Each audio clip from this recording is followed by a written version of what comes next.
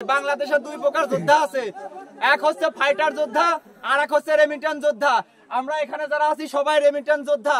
আমরা শুধু একটা কথাই বলতে চাই, 1971 সালে যখন আমাদের দেশে যুদ্ধ হয়, যত মুক্তিযোদ্ধা ছিল সবাই যুদ্ধ করছে দেশ এবং পরিবারকে রক্ষা করার জন্য।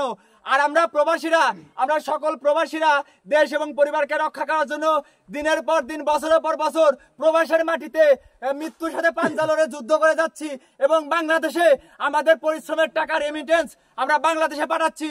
আর আমাদের এই প্রবাসীর কোনো মূল্যায়ন কেউ করে না, আমাদের কোনো দাম নাই, আমরা শহীদের খাতায় উঠতে পারি না।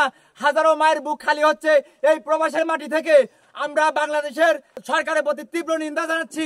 বাংলাদেশের মুক্তিযোদ্ধাদের যদি 30% কোটা থাকে, তাহলে আমাদের প্রবাসীর পক্ষ থেকেও 30% কোটা চাই।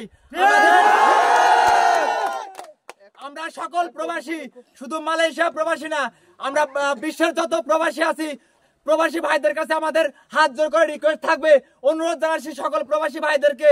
আমরা এতদিন কামাই করছি, বাংলাদেশে যদি আমরা টাকা না পাঠাই আমাদের পরিবার চলবে। আমরা 6 মাস, 2 মাস, 5 মাস বাংলাদেশে কোনো রেমিটেন্স পাঠাবো না। আমরা দেখি বাংলাদেশ সরকার আমাদের দাবি যদি না মানে, আমাদের স্টুডেন্টদের দাবি যদি না মানে, তাহলে আমরা বাংলাদেশ ব্যাংকে করে টাকা আর পাঠাবো না।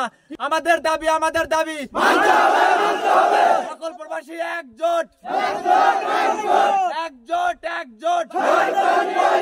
কোটা নাকি মেধা, আমি কে তুমি কে, কে বলেছে স্টুডেন্টদের কিছু হলে, স্টুডেন্টদের কিছু হলে প্রবাসী প্রবাসী